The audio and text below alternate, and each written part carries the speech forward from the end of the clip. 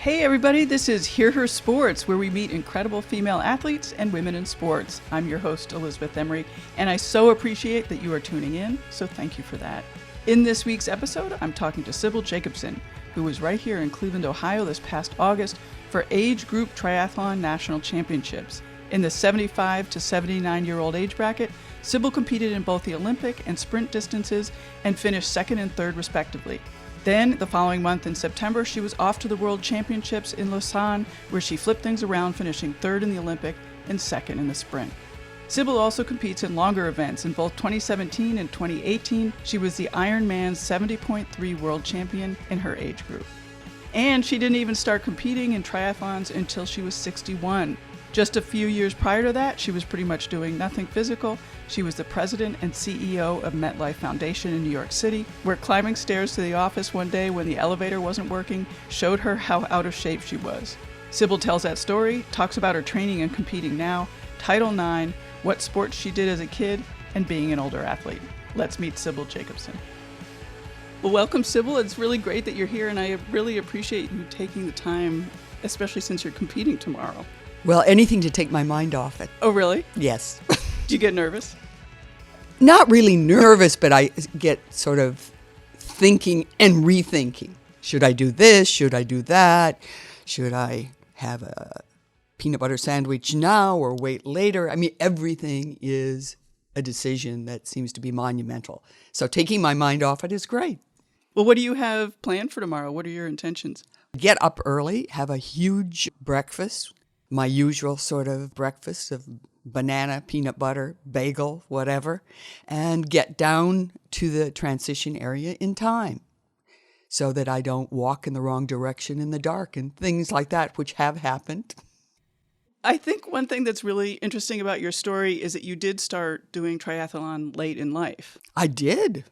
I mean, I had always, liked sports. I'd swum a bit and was a lifeguard when I was in high school, but there really weren't any opportunities for women that I knew of. So yes, I started late, and as a result, my knees are still in okay shape. Are they really? Yeah. That's great. Because I didn't run a lot. I never really liked to run. I still don't. You started when you were about 61, I understand. Did you wake up one day and say, hey, I'm going to do a triathlon? It started gradually, and we got a country house. We lived in Manhattan, and we had a country house in Columbia County, and there were all sorts of people who were running. So I started running then, and I met all these wonderful people, men and women, lots of great women. And I sort of liked competing, and I liked going to Saratoga, and I liked running with all these women. And then I heard about a triathlon in the Berkshires, which was in Pittsfield, a Y-athlon, and I just signed up. I knew nobody who did it, and I went, and not surprisingly, I was old, and I won my age group because I was the only one who was that old. And that was in 2004, and that's when I got the bug, which is about 15 years ago. Right. And you had done no competing up until that moment. I hadn't, and I'd had a desk job, and I realized I was really sort of going to pot. I realized that when there was a blackout in Manhattan, and I had to climb 14 flights of stairs and with a very light briefcase, and my legs were shaking, and I thought, my gosh, this is awful. I did swim when I was in Manhattan because there was a public pool right across from us, and I always liked to swim, but I just swam breaststroke. So it was only when I got into triathlons that I started swimming freestyle and actually liked it. What was the hardest thing for you when you started competing? I mean, because you've so far talked about how you were out of shape, you didn't swim freestyle, and you don't like running. It sort of varies. I was mediocre at all the things. I could swim. I didn't have a fear of the water, even though I hadn't done open water swimming. So that was a new thing. I could bike and liked to bike, but I really didn't know how to get a fast cadence and still have problems with that. And the running, I more enjoyed to be with people and see the sky and see the scenery. So every year and every race, I feel better in one of the three segments than the other, and it's not predictable. What do you think made it possible for you to start doing this and be good at it? I think I was wanting to do something a little bit daring. I think I wanted to be a little bit kooky. I had a corporate job, and, I dressed the part and played the part. And I started doing sort of odd things like going to the office in Manhattan on a scooter, a pedal scooter, because I think I wanted to say, hey, there's more to me than this. And I liked people thinking, oh, she's doing that now. And I also, I think, liked being a little bit frightened at things and then accomplishing it. So I had a good feeling about that. And then the more I stayed with triathlon, the more I really enjoyed the people I'd meet, because they all had interesting stories and had overcome a lot or had accomplished a lot, and they were very focused. I've always had an issue with focus and decisiveness, so it was good for me to simplify things in the sense of a transition and so forth. You've got to just go with it instead of weighing, oh, I've got 3 pairs of shoes and the red towel, or should it be the yellow towel? So I think it was very good for me to be more decisive. At least I am more decisive in a race, probably, than in real life. And I like the high of it, frankly. So one of the things that I've learned talking to all the women I talk to on the podcast is that this sense of adventure, what you're talking about, kooky and fearlessness, definitely translates from their athletic life to their real life. Were you still working at the time when you started? Oh, yes. So did you notice what was happening? I think I was much more efficient. I had higher energy. I liked it. I mean, I liked my job. I liked what I did. I loved the weekends. I loved to work out with people. Yes, it did translate, definitely. It translated into what food I ate, what I craved, what I would enjoy doing at night. It certainly sent me to bed earlier and all of that sort of thing, up earlier. So yes, I think there was a carryover, and that carryover was probably enjoyment, enthusiasm, and just shaking off probably a grayness of doing the same thing, and it added I think I was able to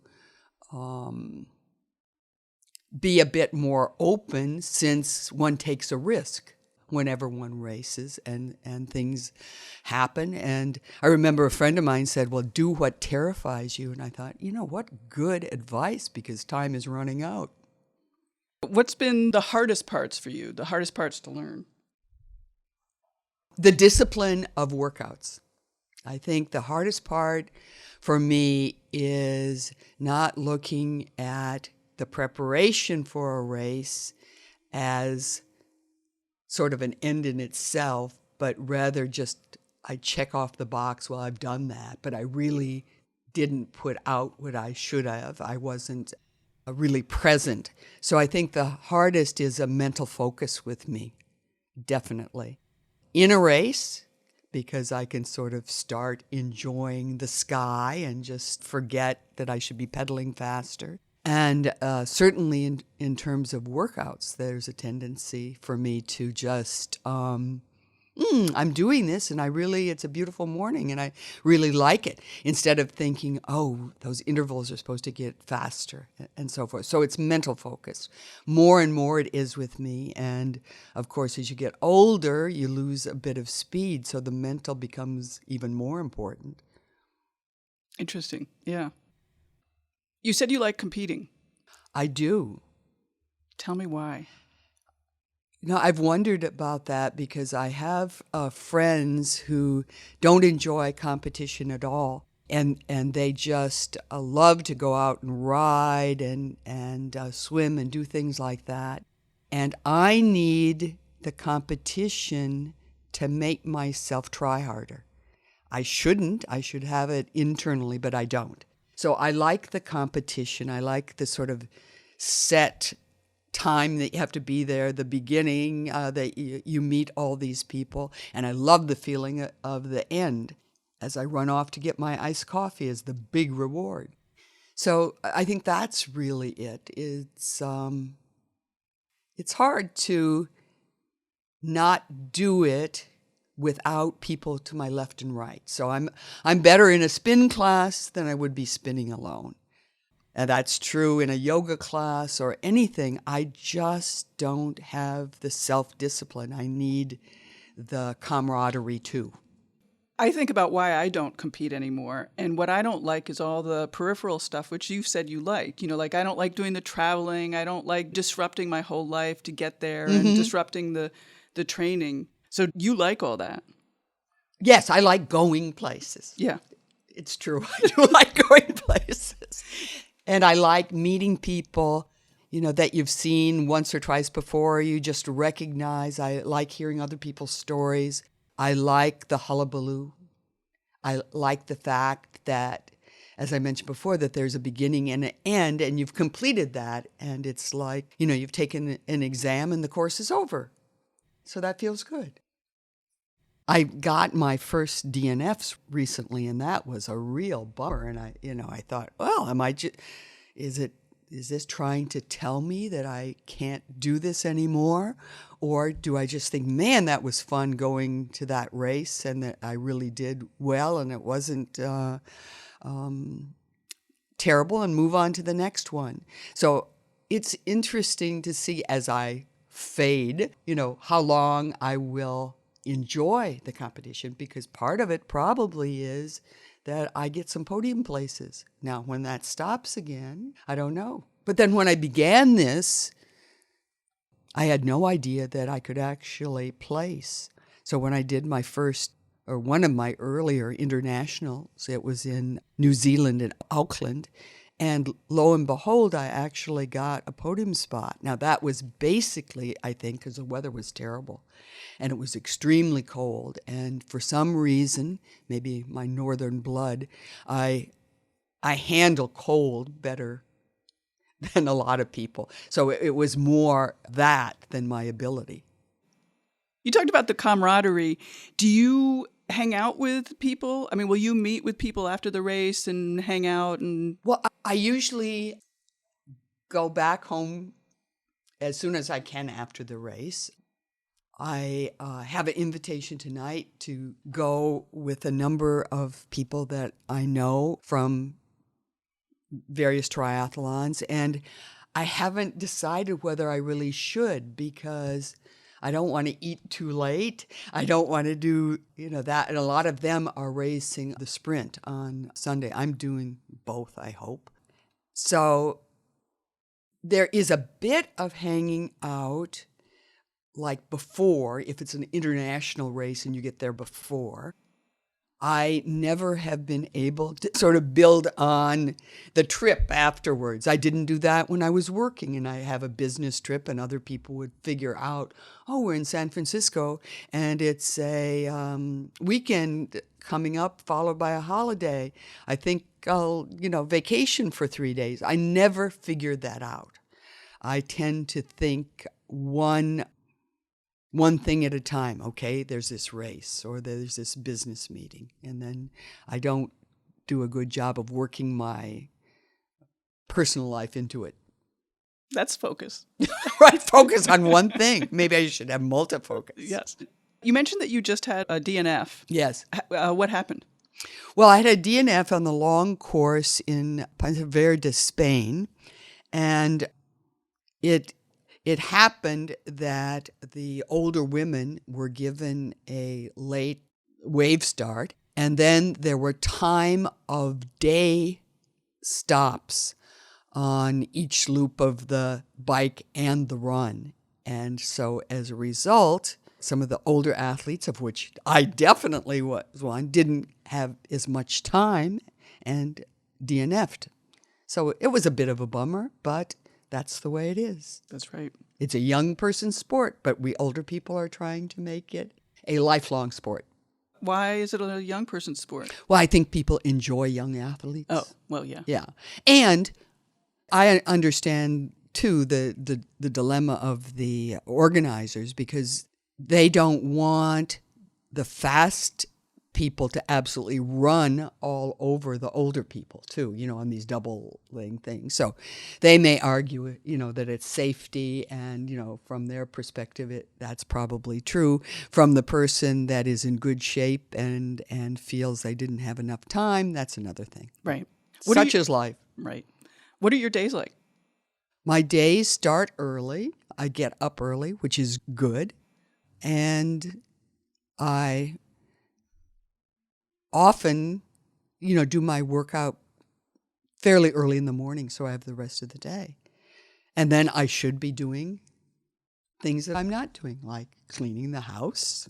I do walk the dogs. I read quite a bit.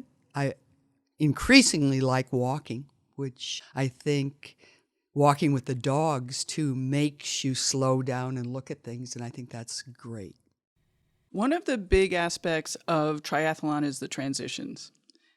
Talk to me about the transitions and, what you've learned. I mean, that to me seems like a place to lose a lot of time and perhaps gain a lot of time. Yeah. Well, I have never been the one who gained a lot of time in the transitions. I have a coach, Kevin Crossman, who says, one of the easiest ways to get 30 seconds or a minute is in the transition. And he's so good at that. I do not do a flying mount because it isn't worth the downside of actually falling off the bike. So that I do put on my bike shoes, and I don't use a racing cleat, really. I use an SPD, and that's a mountain bike cleat. And that is because I ride so much in Massachusetts, Vermont, and New York, where I get off the bike, I go into a convenience store where you can break your neck if you have some of the other shoes and so forth. And increasingly, the ITU transitions are forever. So it's a long way to run barefoot, and I also want something that doesn't get mud and dirt in it as easily. So I have simplified the transitions into, not bothering to dry off my feet, going sockless and that sort of thing. But I can get a little bit too comfortable. I can start conversations if there's a bench, and things you just shouldn't do. Like you shouldn't sit down, and you shouldn't suddenly decide you're folding your wetsuit, something I would never do at home. I become like a neatnik in a transition. And it just needless and a waste of time. So I should keep moving all the time, and it's a good reminder. Thank you. Do you have very specific goals that you're going to work on tomorrow? Like you're going to focus on a transition, or you're going to focus on the bike, or, like tiny little goals? Sometimes I do. Tomorrow, I just want to enjoy it. That's it. And I have a couple blisters on my heels, so I don't want to think about that. And so I just want to enjoy it and be in the moment, because I think if you've got it too planned out, a disappointment will throw you, and there's always something. Right. Yeah. And you have world championships coming up. Yeah, right. Yeah, right. Why do you say that? Because it's like, oh, okay, I've got to do that. I've got to start thinking about that. Right. I'm saying that because I'm actually shipping my bike, and you have to ship your bike maybe 10 to 14 days early. And I think, oh, am I doing that just so I won't have to ride a bike and have to go to the gym and do a, spin, or what am I doing? So I'm just sort of thinking, I hope it's not too mountainous. I hope I'm taking the right bike. I'm sure it'll be fun. You mentioned having a coach. Mm-hmm. Do you like having a coach, and what other support people do you have? My husband, who is tolerant of this, and I would say encouraging and not bothering about it. So he used to occasionally go with me when we go to an exciting spot. But now he doesn't, because, as he aptly pointed out, it's my enthusiasm, not his. It's my sport, not his. And he's got other sport. I mean, he loves kayaking and archery and all of this other thing, and that's fine. But he does think it's great. He doesn't groan when I'm running off again, That's which a big is thing. good. It's a very big thing. And though he may worry, he doesn't tell me that. So that all of that's good. Yes, I can't tell you what a encouragement and support it is not to have someone groan, or not even visibly groan, but just say, "Oh, another one." And so he never puts that guilt upon me, which is great. So I would say he's the number one support. I do have a coach, Kevin Crossman. I don't see him much, and I would benefit more if I did, because I think I'm at a point where I really need somebody to talk to me more about form, both on the bike and in the pool and everything. I do go to an endurance camp that he has. At least I've done it 2 years in a row, and that's good because you're around a lot better people, and it's fun, and I do like the camaraderie. One of the things about biking that I find both in the Berkshires and also in Florida is I'm too fast for a lot of the people that I live around, and I am too slow for some of the bike shop groups. So that puts me all by myself, which is not good. I mean, I would be better if I were with some of these pace line people, but I can't, I don't want to hold them up. So I'm sort of in between. Right. What kind of pace are you riding in the bike? Well, it all depends on the wind and Sure. so forth. No matter what, it's generally 15, I mean, even hilly, but I have a real cadence problem. And sometimes in a race, I go much faster, see? So it's there, but it's hard for me. If I just go out by myself on my lazy stuff, like around Williamstown and so forth, and that's a lot of climbing, it'll probably average out to 15 with a lot, 20, 21, 22, whatever. That's speedy. But it's not really. I should be faster, and if I had the focus and could just translate that into the cadence, which I'm sure you can do. Mentally, I feel like I'm going faster than I am. And I notice that when I have the speedometer and look at it. I mean, I can think I am flying and look down and I'm not. But it's a great feeling, I tell you. So in my mind, I am flying. Even in my terrible run, which has gotten slower and slower, I think I am going great guns. So I do a real good mental transport on the bike of thinking I'm great, only to be surprised. We should ride together. Yes, right, exactly. What kind of pace do you run? Oh, it's terrible. I have hardly run this year at all. Part of it is my coach thinks as you get older, less is more. I don't know if that's right with me. I don't think I've sort of kept moving enough. So I am terrible now. Terrible. Last year, I mean, I could do 10 and a half. This year, I'm probably 13 and a half. And I think it's because I haven't done it. Right, right. I need to just habituate more running frequently, because then my mind will enjoy it. I enjoy running in a pretty place. I haven't been running as much now, too, because it's been so warm and not very shaded. Most of all, it's an excuse. You need excuses. We all need excuses. Exactly. Right. So we talked a little bit about you being a pre-Title IX. Oh, yes. So tell me about growing up. Were you at all sporty? Did you have any indication that you were athletic? Did you want to be athletic? Well, I grew up in a small town in Iowa, Waukon, about 3,500 people, an agricultural community. I was a tomboy. I always liked to do things. I always had a bike. I played in gangs of neighborhood kids that were boys and girls. I hiked, went to the swimming pool. I liked to do things like that. But there were no opportunities for organized sports, that's for sure. In school, there was occasional intramural. That was about it. And there was a golf team. That was about the only thing that ever played anybody else. So I certainly didn't have the opportunity to compete, except we were always outdoors doing things. And though my parents weren't athletic, they certainly encouraged me to be outside and do things, which I did. And, I was daring and had fun and worked as a lifeguard, in high school and so forth. And, of course, in college, again, there wasn't any opportunity. I did synchronized swimming where I was, terrible because I'm a sinker, but it was a way to do something.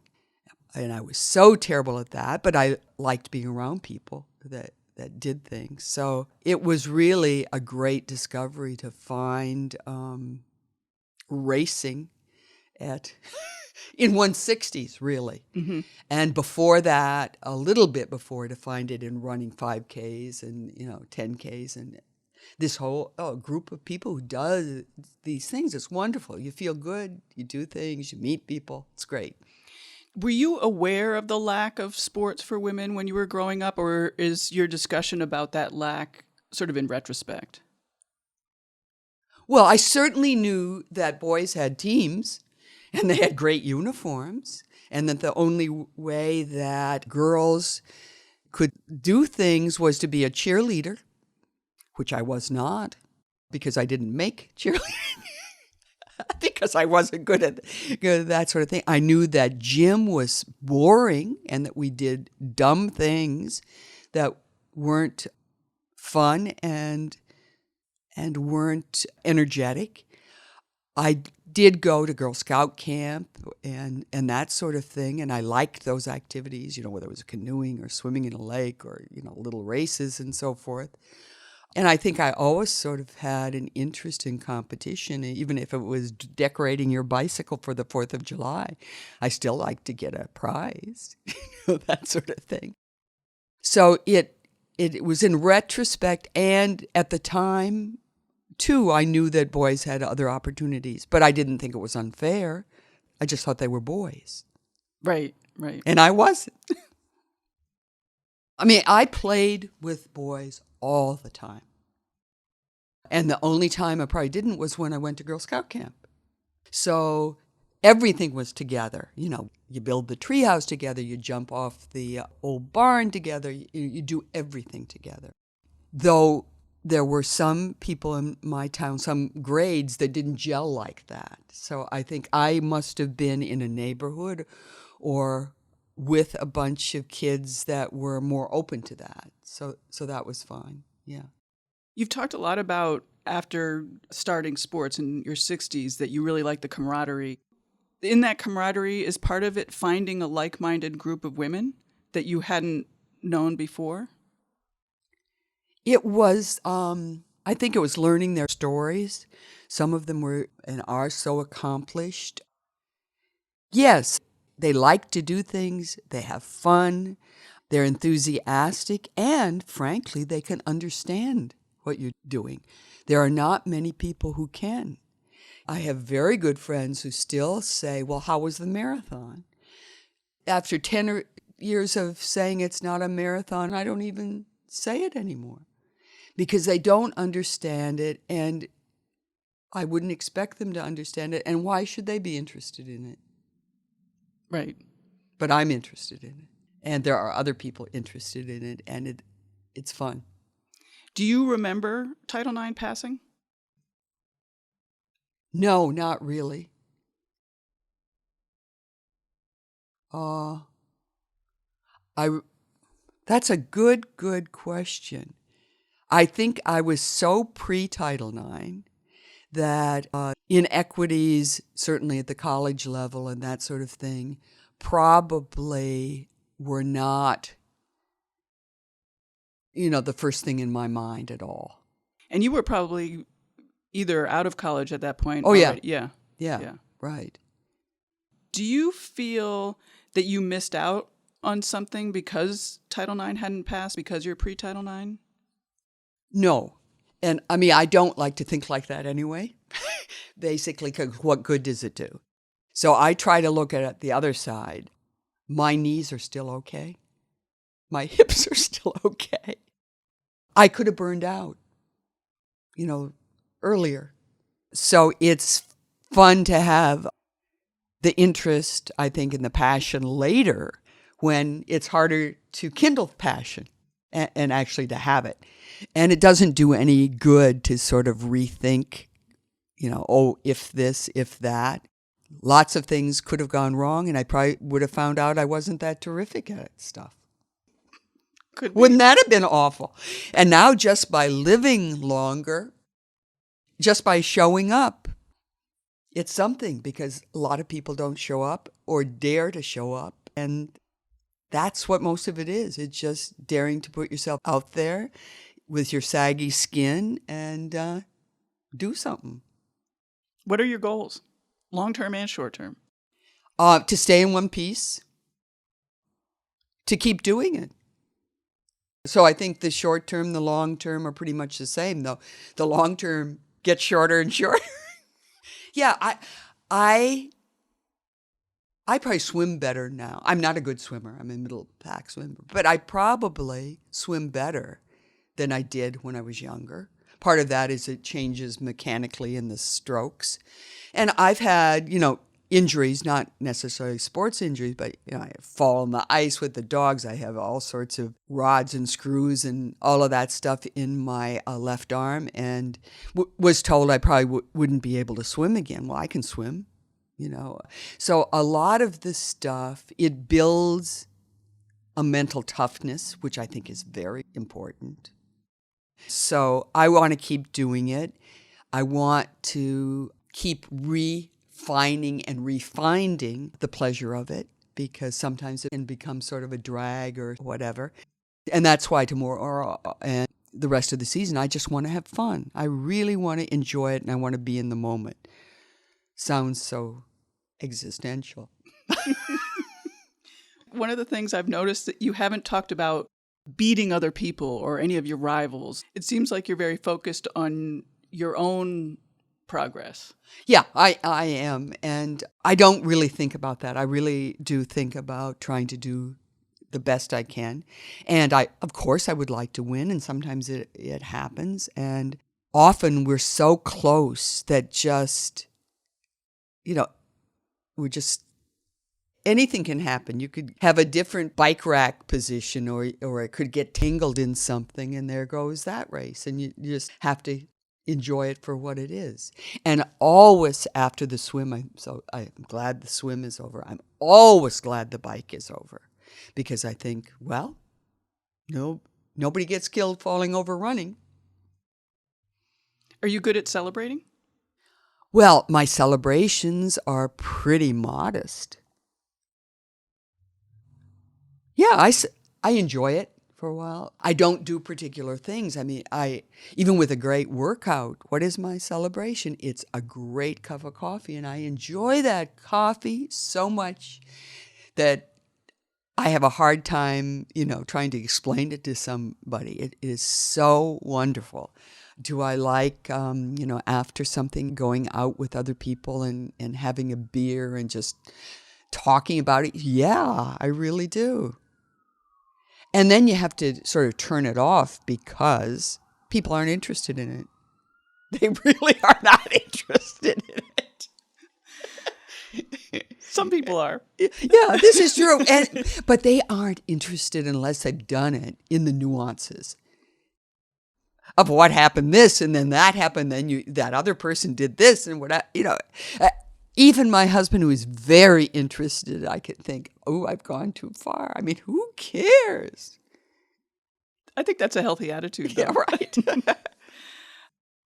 We've talked a little bit about nutrition, and you said when you started racing and doing triathlons that you did change how you ate. Mm-hmm.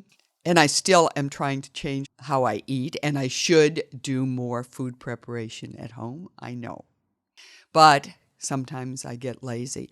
I think probably the biggest change is, I have generally a very big breakfast, and I probably have like 5 meals a day. And to have that mid-morning and mid-afternoon snack is interesting, and I enjoy it. I look forward to it, and I do eat earlier at night and less than I used to. I still do a lot of carbs, and I have moved on the bike to take all of my carbs in through hydration.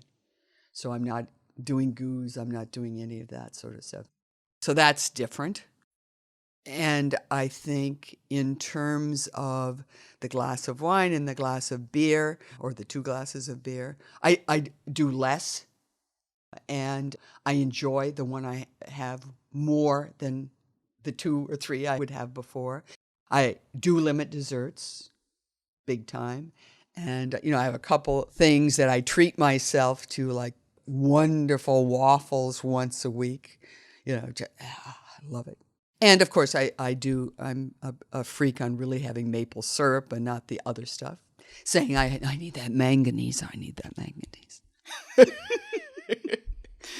didn't know maple syrup had It manganese. does, yes. I think it does. Better check that. I won't Right. dissuade you You're from right. that. Do you have any thoughts or things that you've learned as you've aged, what you've learned in the last 10 years? I mean, I don't want to say advice necessarily, but, letting us know what to expect, maybe.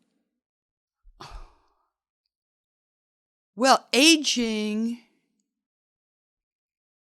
is difficult in one sense, and it's a relief in another sense. I guess, your career goals in the race have been run, and either it's over and you can't define yourself about what college you went to and what your degrees were or what your title was in a job. It doesn't matter anymore, and that's sort of good. And you have free time, which is good or bad. And it can be very good if it leads you to still having a sense of adventure.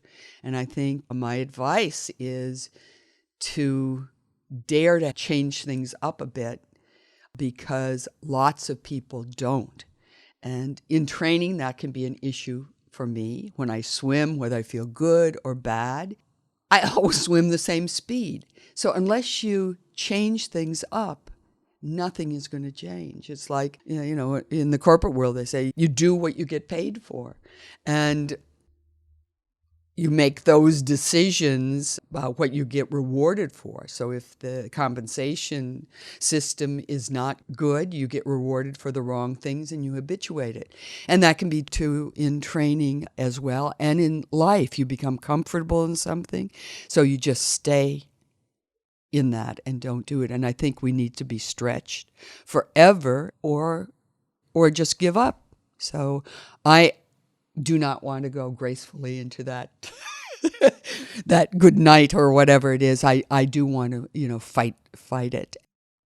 I also think when I'm not capable of doing that sort of thing, I want to live in my head and be able to replay some of these adventures. Have you found that you are, because you're adventurous, because you're doing these sports, that you've sort of, you're living a different life than some of the people that you Definitely. Yeah, and that's good and bad and sad in a way. My interests are different, and the way I want to spend my time is different, and I don't evidently have the energy to keep up with all of the people. So yes, I'm much more in the present, and that has meant not paying as much attention to the past. And maybe that's good, because I want to look forward and I want to be in the present, and I want to fight to be in the present continuously, so that I don't want to be one of those older people who keeps talking about the past. Even though the things I want to talk about in the present are of little interest to anybody. I'll have to go to a world meet to find somebody I can talk about it with. But that's okay. I only need it once a year. that's right. Enough. A little Enough shot of that. in the arm. Yeah, exactly. Yeah. Will you take any time during World Championships to tour? To vacation? No, of course. I can't figure that out. And I feel guilty, a little bit guilty. My husband would laugh at this. I feel a little bit guilty. I can't just be away forever. No, I won't. I'll be in a hurry to get back, and then I'm happy to be back. I love the fall, in the Berkshires and around here. Are you done for the season after World Championships? Well, I thought I was until I got that darn DNF, and now I feel like I have to do something maybe in November. Maybe that I have to. I have to reclaim. She's still here. She's not dead yet. So I don't know. I found myself the other night, just before I flew to Cleveland, looking up half irons. I thought, what are you doing? So I don't know. Those are long races. Yeah, but they're good for me because I can endure the pain, but I'm not a fast person. But I'm a big on pain. Oh, man, I can do it. Yeah. I'm a stoic, sort of. Forget that, keep moving on. Right. Is there anything else that we didn't get to that you would like to talk about? Well, I feel like I've been in a confessional. I would like absolution, that it's okay to be selfish and go for these things because they make you a better person all the way around, and for your social network, even though your social network is shrinking. That's good advice. Does your husband feel the same way? Oh, he's great. He's great about it. And I mean, he has tremendous interest in a lot of things. History. and so forth. And he's a great archer, and he's a wonderful fisherman and wonderful kayaker and all of that sort of thing. And so if we combined our bodies, we would have this great upper strength thing from him and great balance, and then just the stoic persistence and legs from me. Yeah. Do you ever do sporty activities together? Oh, we used to do quite a bit, and now we're doing less because we're not kayaking together. Because, as he says, I want to go around the thing, he wants to fish. But yeah, we do our own things, and then we enjoy each other. So it works well because nobody feels like they're being dragged along. I like that. This is good. Yep. It's very good. One question I'd like to finish up with is, have you seen a change in your personality and sort of big philosophical lessons that you've learned or changes that have happened since you started? And partly I ask that because you did have a big career in New York City working, and was that satisfying what is now being satisfied by the athletics? That's a interesting question that I've never really had posed. I think it's different. Yes, I had a career, and I'm very thankful for it. But the sports is all me.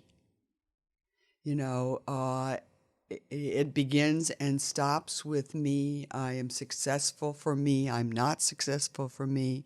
There's a myriad of other things in a corporate environment, and that play, social interactions, not being too far out in front. I mean, all of that sort of stuff. So the sports, has it given me something different? Yes, it's found my sense of self, which was probably always there, a little bit of a rebel, a little bit of a whatever. I think it has replaced what maybe when I was younger, sort of a spiritual sense. Yes. So yes, it is more mind, body, all of that. And it's almost profane to say it, sort of spiritual in a sense because you're communing with something outside yourself. So I think it has been more rewarding. But maybe it only was more rewarding because I had a wonderful platform, a great job, and, let's face it, the means to run around and do this sort of thing, which a lot of people who would be much better athletes than I wouldn't have had. So it was different from what I did before, which I like. And, I'm never going to get dressed up again as long as I live. And I like that. And that was always sort of like it's like going back to your tomboy self and playing with the kids in the neighborhood that you want to do and when you want to, and only coming in to eat. Great. Well, thank you so much for taking the time before the competition. I really you're appreciate welcome. it. You're welcome. Well, thanks so much for listening, and thank you to Sibyl Jacobson for making time during her national championship weekend to sit down with me. Subscribe to the podcast wherever you listen to podcasts, and tell your friends. It really does make a difference to the podcast if more people are listening. I mean, really, it does. Subscribe to the Hear Her Sports newsletter for thoughts about the episodes, related stuff I'm reading, and news of what's coming up. Our logo is by Agnes Studio, and music by the band Gold Mines. I'll be back in 2 weeks. Bye-bye.